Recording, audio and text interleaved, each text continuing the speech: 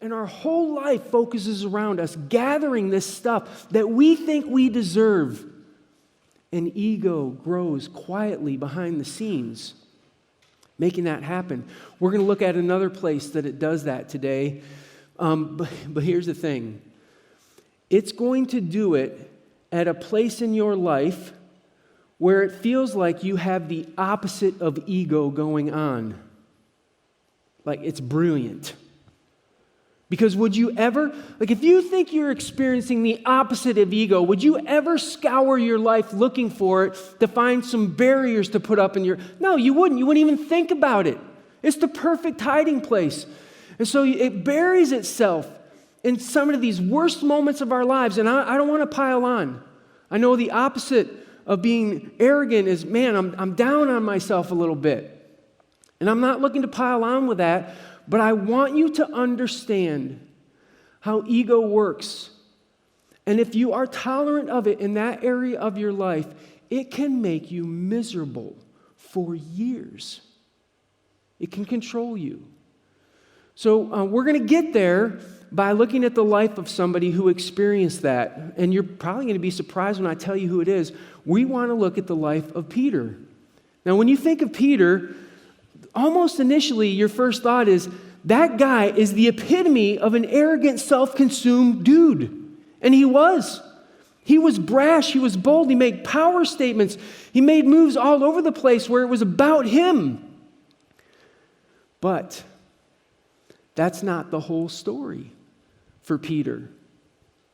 There's actually a season in Peter's life where the opposite happens. And it almost wrecks him. Because Peter's worst moment in life is a failure that happens right in front of Jesus. There's no hiding it. There's no denying it. He can't escape this. This thing is in his past. He did it. Jesus saw it. Everybody else heard about it. In fact, if you want, what's kind of interesting, if you go and look at the Gospels, they pick up different stories all the time and tell you different things, and you kind of put them together to tell a whole story. Every one of the Gospels has this story of Peter. He had to be like, thanks, guys. Let's get that in there for everybody to see. My biggest, worst moment. But here's how it started. It started with arrogant, brash Peter claiming that he was going to do something else. Jesus had just informed his disciples that at some point they were all going to abandon him. Peter doesn't appreciate this. That's not how he thinks about himself. That's not how he sees himself. And so in Luke chapter 22, verse 33, he says this, Lord, I'm ready to go with you to prison and to death. Bold statement. Prison and death in the Roman world, horrible, horrible ways to die, horrible ways to be incarcerated. Nothing good about it. And he's like, I'm ready. This is what I'm ready to do. And so he's making this bold statement in front of all of the disciples about what he's going to do with his life. Jesus knows there's a bit of ego going on. He pushes back when he says this to Peter. I tell you, Peter, before the rooster crows today, you will deny 3 times that you know me. Peter, you're up here. Prison, death. I'm telling you, you won't even agree to know me. It's like the thresholds we're talking about are really different, Peter. The book of Matthew and Mark record that after Jesus says this to Peter, he argues with Jesus. You don't know what you're talking about. You don't have a clue. I know that I'm going to stand up for you. I know I'm going to go to prison and death. I know what I'm willing and capable to do. And I believe he believed that.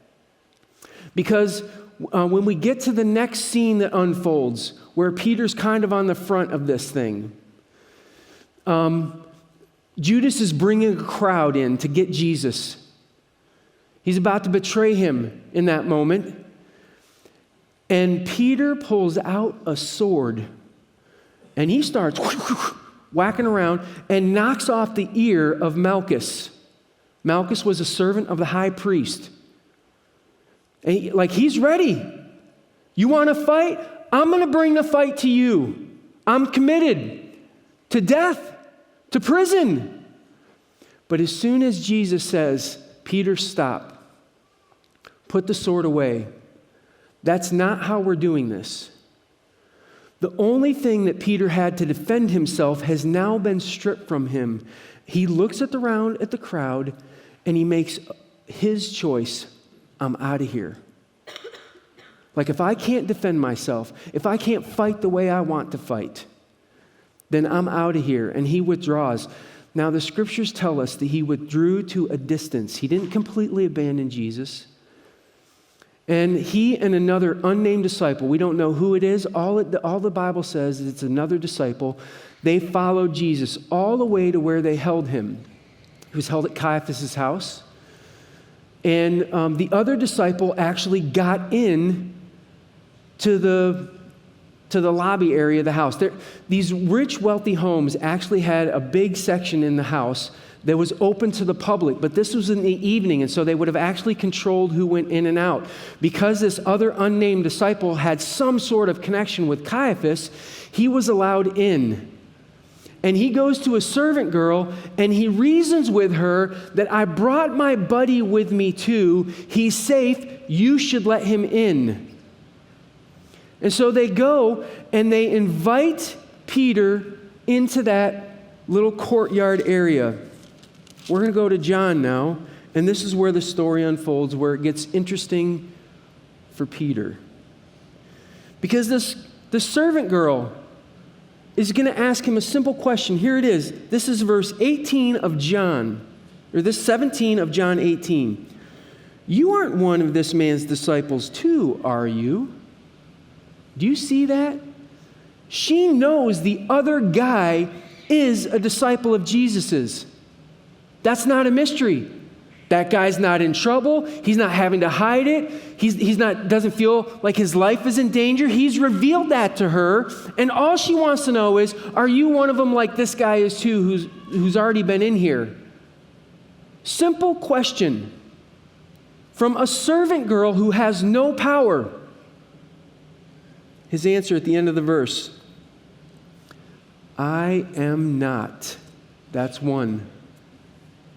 Denial number one. Jesus had said there would be 3 of these. And here we have Peter starting off with no good reason why he's hiding this from a servant girl when the other disciple has already revealed that he is a follower of Jesus. Standing around a fire warming. And a couple people look at Peter again and say, are you sure you aren't one of his disciples too? I mean, it's a question. Every one of these are questions. They're not indictments. They're not threats. They're simple questions. Do you know the guy? That's it. That's the low bar. Peter once again says, I'm not that guy. That's 2. It gets more difficult because a servant, remember Malchus had his ear cut off? One of that guy's relatives was there in the courtyard. And I bet you if somebody chopped a limb off or a body part off of one of your relatives, you'd remember the face, right? If not just to avoid that guy, you would remember that face. That relative comes up to Peter and says, didn't I see you with him in the garden? Didn't I see you? He didn't have to admit that he was a follower. All he had to do was admit that, yeah, I was in the garden. You don't know why I was there. You don't know what was going on. He couldn't do that. He says, no. And the scriptures record in the moment that he says no for the 3rd time, a rooster crows. And immediately he remembers the words of Jesus. But it gets worse. Luke records at that very moment, Jesus, who was still in the courtyard, being questioned and abused by the guards, looked over and stared at Peter right in the face. I heard what you said. I know what you just did. I believe his look was a look of compassion, not condemnation. I know what you just did, Peter. I still love you. But it did not land with Peter that way, because every one of the gospel accounts agrees with what happens next. Peter leaves the courtyard, he breaks down, and he weeps bitterly. Maybe you could imagine a song like this being sung by Peter in this moment. Earlier that night, Peter had been defending his honor by claiming he would never betray Jesus. He had some attitudes of defensiveness to protect his ego. And now he was facing the weight of his failure. In all of these dreams, prison and death, I'm with this guy who's going to be a world changer. All of that seems to be getting washed away in a moment. His dreams are gone. Jesus is gone. Like this is tragic. And on top of that, I compromised in front of everybody. Peter was swimming in an ocean of uncalm where he felt regret, shame, stress over his failure that he just committed in front of somebody else. Have you ever had that mixture of emotions enter your life? You make a big mistake, moral failure. Doesn't even have to be that. When I think of all of those emotions, I think of one moment in my life that's the closest it was to what Peter experienced. In one moment, on the top high, and in the next moment, he's as low as you can go. I had that happen to me once. Tracy and I were on our 25th anniversary trip. It was and continues to be one of the best 10 days of our marriage. I honestly think what happened on that trip kind of changed our marriage moving forward. We just really remembered, hey, we really like each other. And we like doing stuff with each other, but we're really different people. And so what we thought would be fun on vacation was different than each other. And so we decided that we would just do weird stuff with each other and bite our tongues while it was happening. And we would find a way to have a good time with each other. So I had done that a bunch for her, and one of the things on my list was whitewater rafting. Now, I'm pretty sure I've told this story before, but I don't know if I told it in this vein, so I'm just going to help unfold the story. I had gone several times whitewater rafting before in my life. I loved it. It was enjoyable. I like getting out there, hitting the waves, wondering if you're going to wreck or not. It's fun times for me. My wife did not think that was fun or sounded like a good time. She was terrified, and her biggest fear was that she would fall out of the boat, which I told her, I haven't fallen out of the boat all the times I've done it. It's a rare thing. Don't worry about it, which didn't make it better when the guide went through this long speech about what to do when you fall out of the boat. And she looking at me like, well, you could fall out of the boat. But it's okay. I'm loving this, so I'm on the edge of the raft, man. I'm into this. Throw me out there. This is what I came. I showed up for the good time and the challenge. And you have to paddle. You just can't sit in the boat. Because if you're trying to follow the directions of the guide to make sure you don't get racked up on some rock and then it flips over, that's a bad day for everybody. So you do what he says, and so you have to paddle. So I'm on the edge of the boat because that's where I like to be. And Tracy's on the bottom of the boat, reaching over. Style, it's just style, but she's still got her paddle in, right?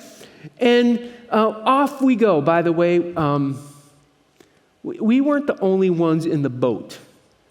There was a group of executives from Cisco Systems that were in the boat with us. How do I know that? They told us, okay? They told us that they were at Cisco. They told us they traveled a lot. They told us that they were good at water stuff, that they do this sort of thing. They were in the front of the boat. They're like dudes, right? And I'm in the boat, I guess, in the back where it's safe. And it's fine. My ego was in the boat along with them. We're all going down the river. All right? And I'm on the edge of the boat. I'm having a good time. And we go through some rapids. And one of the rapids that we hit knocked my foot out. You kind of put your feet under the raft to hold you in place. And that way you can kind of lean out and do whatever you want to do. My foot came out from under there. And I got off balance. Nothing I could do at that point. It was like this slow motion kind of thing where I just started going like this. And I went ploop right into the water. No big deal. They grabbed me, pulled me out. I'm having fun. The water was great. Tracy saw, oh, I guess you can get pulled out pretty quickly. This isn't so bad. And so she started to get a little confidence. And so now as she's having a little bit more fun, she's up on the edge of the raft. And a little further down, boop, she's out, right? It was no big deal. Grabbed her, pulled her back in, and now she's having a great time. She's like, I guess when you fall out, you don't die. This is fun. This is fun. And so now she stays on the edge of the raft. I'm on the edge of the raft. And the guide had seen that we handled it okay, so he decided to move us around. And he decided to put me in the front of the boat where you can get some action, which I'm like, yes. Like, you're in the front of the boat when it goes up and then goes down and then goes up like this, and you are just getting rocked all over the place. It's a great time. So I'm up in the front of the boat, like biggest smile on my face. I'm having a great time. And then we hit a monster, like drop-off. I loved it, except when I went down like this, my foot came out again. And when I went like this, there was nothing graceful about what happened next. It wasn't a slow motion thing. I was getting ejected from the boat. And I broke the number one rule that the guide gave us. The guide said, when you're getting thrown out of the boat, let go of the paddle. Why, people? Why do you need it? Because your body is reflective and reactive. And when you start to fall, you reach back to catch yourself. But when you have a paddle, you don't reach back to catch yourself. You swing it into the face of one of the Cisco guys. Which I did. Now, when I got pulled back into the boat the second time, the boat was less cheery. Right? I mean, I could understand that for paddle face guy. I mean, that's a rough way to go. His ear was ringing, his jaw hurt. I got him pretty good. Like, I know that. But the guide was making comments. It moved me back in the back of the boat again. Like, he was making, like, paddle face guy was making comments to his other Cisco friends. And I messed up. Like, there was nowhere to hide from that. I went out of the boat and I clubbed somebody in the head while I was doing it. And there it was. And for the rest of the trip and the bus ride back to the hotel, I sat and listened to comments that were made about what happened. And it didn't feel great. And I did what I think a lot of people do when that terrible kind of moment happens. I decided that I would do nothing. Like, I stopped sitting on the edge of the raft. I kind of started protecting myself a little bit. I was quiet. I wasn't going to say anything. I wasn't going to do much of anything. Because I thought if I just do nothing, that would be safe, smart, and wise. I'll just be safe, smart, and wise and do nothing. Now, this is exactly what Peter does. He does nothing. Now, I will give you that our failures aren't even in the same league. I fell out of a whitewater raft. He was there with Jesus and said, I don't know you in that moment. They're not the same. But I can tell you what Peter did. He withdrew and decided that he was going to go be a fisherman for the rest of his life instead. I'm just going to play it safe. All of these dreams that we had of changing the world with each other, of going to prison and death and all that sort of stuff, back shelf. I'm going to play it safe. I'm going to withdraw. And I think I know what Peter was doing because it's what I was doing in that boat and on that bus ride home. I was feeling sorry for myself. I was feeling sorry that I just got embarrassed, that I failed, and that I did it wonderfully in front of my wife. Right? In front of the jock squad, right? You didn't measure up. And there you are, like comparing yourself to all of that. So I'm sitting there feeling sorry for myself. And I believe that's exactly what Peter was doing. He turned inward, determining that he knew his worth. He knew his place. And he knew how to solve it. Take a risk? No. Change something in his life? No. Invite friends in to help kind of soothe this? No.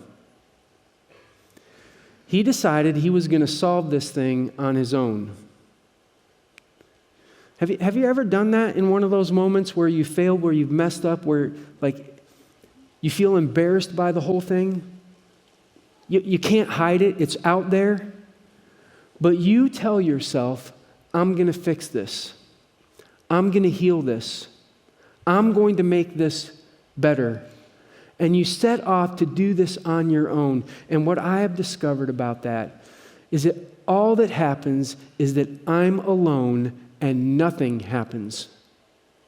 It's paralysis. That's what ego does. It gets you to a place in your life where you are listening to only one voice, yours. Your voice becomes the most important voice in the room, and if it tells you that you're doing horribly, you accept that. And all of those negative voices that you swim in, you decide you're going to trust that above anything else. I'm a failure. I'm a loser. I'm unlovable. You name it. The voice is there, and you give it more credit than it deserves. This is happening with Peter. How do we know this? Because Jesus has been trying to recruit him back to the team for a little while, and it hasn't happened yet. How do we know that? Well, look at what is said in John chapter 24, verse 14. Jesus comes to Peter and the rest of the disciples, and it says this was now the third time Jesus appeared to his disciples after he was raised from the dead. How many times would you need to see somebody that you saw die alive again before it would change you? And if you say once, you don't know human nature very well. Because the voices that we carry around with us are so powerful, they will override reality. They will tell you what is real, even when it's not, and we accept it. 3 times now, Jesus has appeared before Peter, but he knows he's going to have to be direct. He knows he's got more than fishermen in him. He has plans for Peter to be a leader, but Peter's not seen it. He's a fisherman. That's the best he's going to do. That's the best he can be. So Jesus enters into this conversation with him. And 3 different times he says, Peter, do you love me? 3 times Peter denied him. 3 times he's asked the question, do you love me?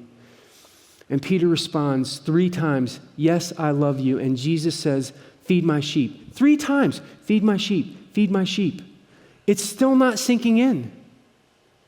Do you understand? He's been called back by Jesus personally, and it's still not happening yet.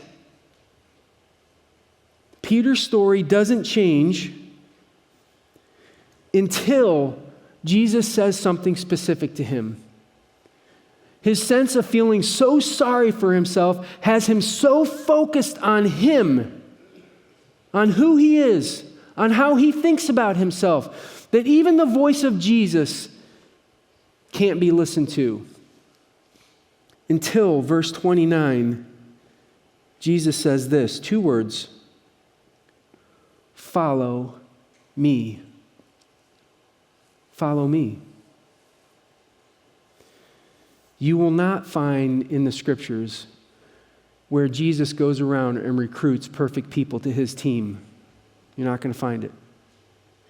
You will find him going around recruiting arrogant, brash, self-centered people who he looks at and says, follow me. You will find him going around and recruiting brokenhearted, messed up failures who have just made a whole mess of their lives. And he says, you're part of my team. Follow me. And the key in the process isn't your story. It's that you've decided to follow his. I'm going to put my story aside, my past aside, and I'm going to make my business about following you. And as soon as you make Jesus your focus, the focus of my direction, the focus of my movement, the focus of my energy, then that story that you have in your past that you cannot deny because it's there, well, you cannot walk away from it, you cannot erase it. All you can do is look back and know it's true. But that story becomes evidence of how much you're loved by God, not an anchor in your life. Jesus looks at that and says, I know about that. I don't care. What I want from you is to follow. And if you will follow me, if you will focus your heart on what we could do together, this thing that could be dragging you down, it's your past. It's a marker in your life so that you know how good I am to you, because I am going to take you past that, over that, through that, and we're going to move. But you're not going to move if the only person you follow is you. And that's why ego is so sneaky in this way. In these moments where we have these failures, where we're feeling terrible about ourselves, we're so focused on us that even the voice of God who asks us to follow is discounted. I'll follow you once I get it fixed. I'll follow you once I'm good enough. I'll follow when I can be of use to you. That's not yours to decide. That's God's. And if he says follow, the only question you have is, will I or not? Because the moment you decide that I'm willing to follow you, the moment that thing in your life that is full of embarrassment and failure and shame becomes a story that God rewrites for his kingdom. And my friends, that's what he does with Peter. Peter, this brash, arrogant guy who then has this epic moment of failure that starts to reshape his life, finally lays his ego down, follows Jesus, and becomes the leader of the church in Jerusalem. A church that would go on to change the world, literally change the world. Why? Because Peter was so great? Because Peter figured out after a while that what makes this work is us putting our ego down and following. See, everybody follows somebody. You're either following a hero of yours, you're following yourself, or you've made a conscious effort to follow after Jesus. That decision will change your life. We'll give you a reset on all the baggage that you carry, because it's not bigger than the one you follow. It never has been, and it never will be. So there's a simple choice. It's not easy, but it's simple. Will you look at the failures in your life and decide to move past them by being a follower? God, what you want for me, I'll do. What you want me to do, what you want me to say, what you want me to think, I'll adopt that kind of stuff. And in so doing, I'll let you rewrite the story of my life. That is your choice. It's either you in charge or God. Will you be a follower? Let me pray with you. God, I'm grateful for the life of Peter. These moments of failure that come into our lives, they mark us because there is nothing that we can do to get past them. They're there. They're history. There's no denying it. It happened in front of people. It caused pain and hurt in people's lives. And we're sitting there like we're holding the bag. We did it. And we know it.